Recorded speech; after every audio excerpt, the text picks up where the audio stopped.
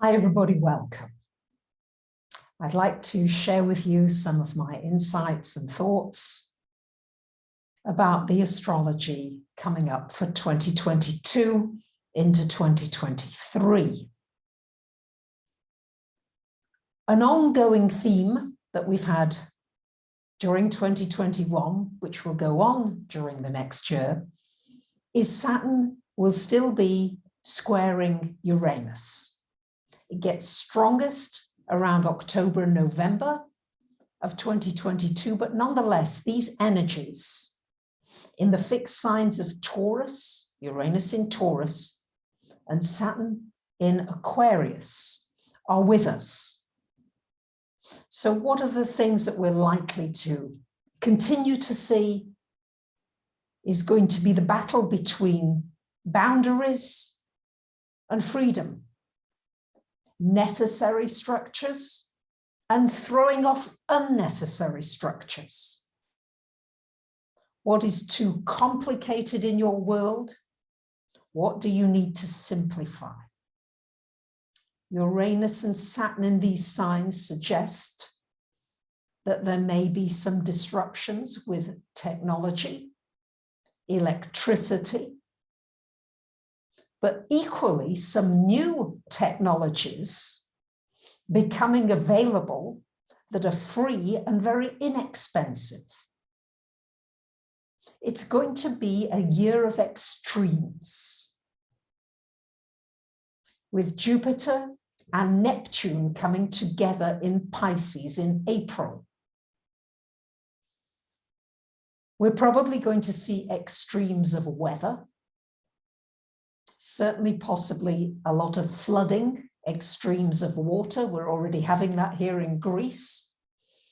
We've had extremes of fire, extremes of water, melting ice on the glaciers, extreme cold apparently in the polar regions. So whatever you can do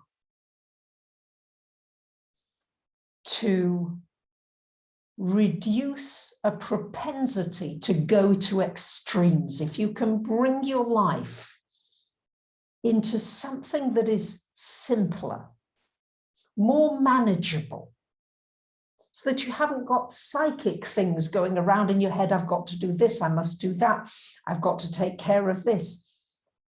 Do whatever you can to simplify, simplify, simplify. Uranus in Taurus is asking you, what are your basic needs? And what have you got in your life that is superfluous to that, that you could sell, that you could give away, that you could recycle? It's a really good time for thinking about that. Also, look at your archiving of your systems in terms of your data, your important information. Get that organized. There's a tendency somehow to, stick it onto a backup drive and not organize it. What do you really need? And what, again, is superfluous to needs? It's a great time for creating as much space in your life as you can. Not too much clutter, so that you can think clearly. If there is an emergency, if there is something, you are calm and clear. And you're not having to get all sorts of things out of the way before you can act. Maybe you need to act quickly, because this coming year, all the Mercury retrogrades will be going into Earth signs. So Mercury in Earth signs is all about walking your talk, doing it, not talking about it anymore, but actually living it, being it, feeling it, smelling it, tasting it. So the energy of the Saturn-Uranus square is asking you to get very physical. What skills have you got? Or have you got people around you who've got handy skills? We're going to need handymen and handy women. took me an hour to work out how to put a toilet lid on. So I know my skills are not in that sort of very handy doing energy of screwing in nails and boring holes in walls. It's not my forte. So find out where your physical forte is. Maybe it's cooking. Maybe it's growing food. Maybe it's creating warm blankets, crocheting, knitting. Maybe it's creating beauty, simple pieces of beauty that uplift and heal. Because this time, as turbulent as it is filled with great potential. The spotlight for 2022 is going to be upon the United States. Why? Because in 2022, starting February, the United States will have not only its Pluto return, which happens every 250 odd years, but it will also, from February, have its Neptune opposition, which happens every 165 years. So all eyes are going to be on the United States. What happens in the United States is greatly going to impact the rest of the world. So wonderful fellow Americans, brothers and sisters, you're probably going to be rewriting the Constitution in many ways, redefining it. Starts on the 20th of February, again in July, 11th of July. There will be the retrograde energy of Pluto coming back onto natal Pluto. And then in December, the 28th of December, once again moving forward. So there's going to be, Pluto returns at powerful times. The Pluto return of France marked the death of Napoleon. Pluto return of Russia marked the death of Stalin. In Spain in 1972, the Pluto return was when the dictator Franco relinquished power. So the United States is going to be looking at its constitution and saying, how are we governing? What are we doing in our country? Does it match the original intentions of our forefathers? Pluto in Capricorn rules government, big banks, big corporations. Chances are there's going to be a big overhaul of everything to do with how the United States is structured.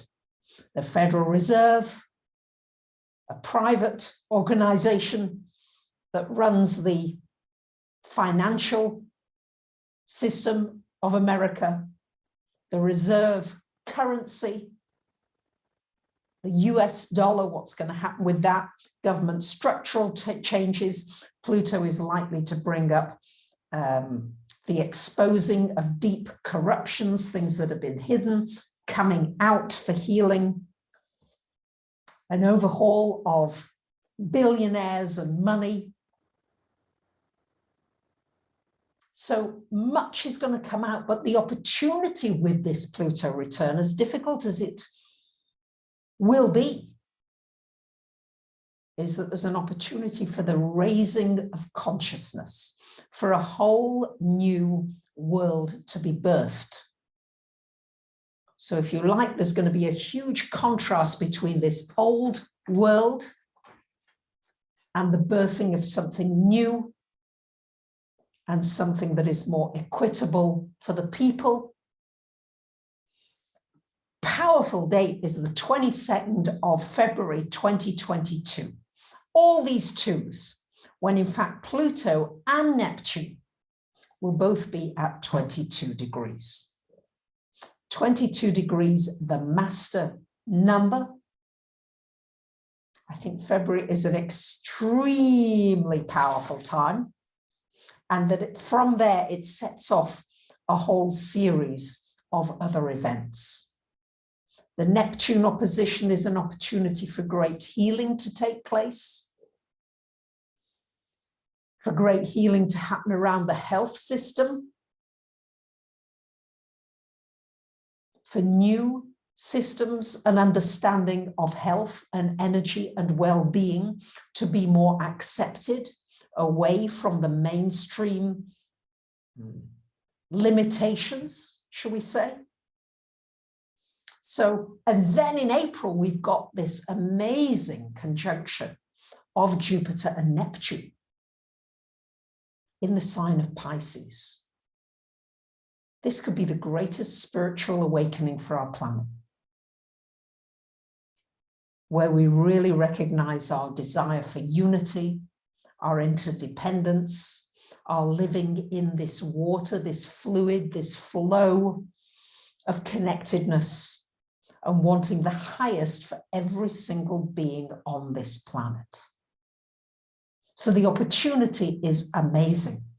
And what astrology does, it doesn't predict the future as in this and this and this is going to happen. No, it gives us a roadmap of potentialities, of possibilities.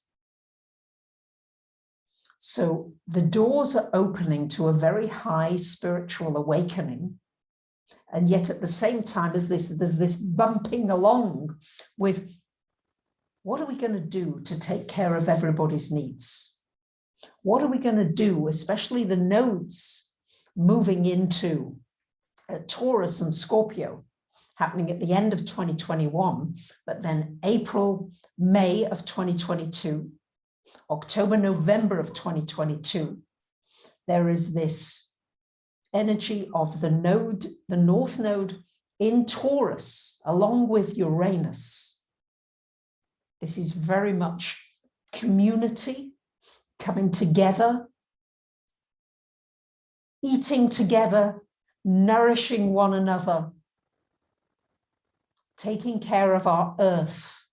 It's going to be a huge area coming up with the eclipses, and at the same time, this South Node in Scorpio, all the old trauma, the old pains coming out for healing, and an opportunity for a new financial system or new systems to come online and offline. And what are we doing with our debt ceiling? What are we doing with living in debt, living on resources that are no longer sustainable, and creating something that's very practical and sustainable for everybody? I will be doing a separate video about the nodes and the eclipses, because that's another big area. So May to October, Jupiter will go into Aries, giving us a taste of new leadership, new leaders emerging, you finding your own leadership, and new ideas, a proliferation of new ideas, new possibilities, new beginnings, new birthing. Yeah, your Aries ruling the head area. So I think this is a year both of challenge between finding your freedom, your unlimitedness. I love this quote by Sadhguru: if every day you break one limitation, eventually you will be liberated. So resolve every day to break one limitation, one thing where you say to yourself, I can't, somebody else might not like this. Break one limitation and you free something up, not only for you, but for all of us. And Sadhguru also talks about living abandonedly. Can you sing along the street with abandonment? Can you allow yourself to laugh, a big hearty laugh?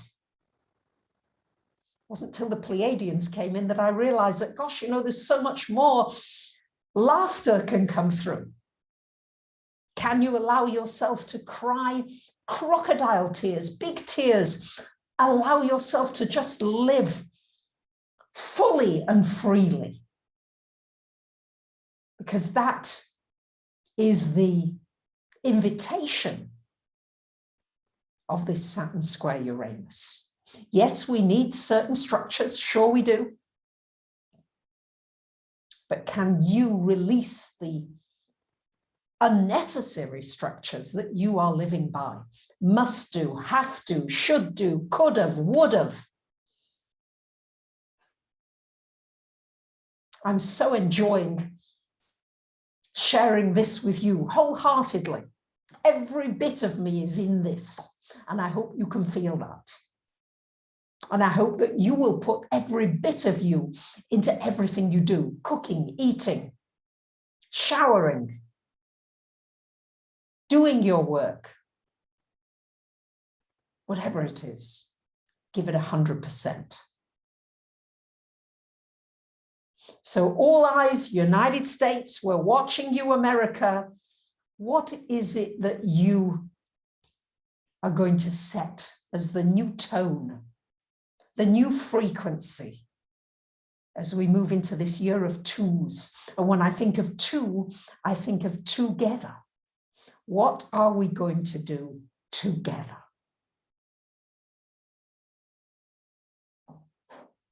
I hope this gives you food for thought. I look forward to your comments, your feedback, your ideas, your inspirations for these aspects coming up in 2022. Bye for now.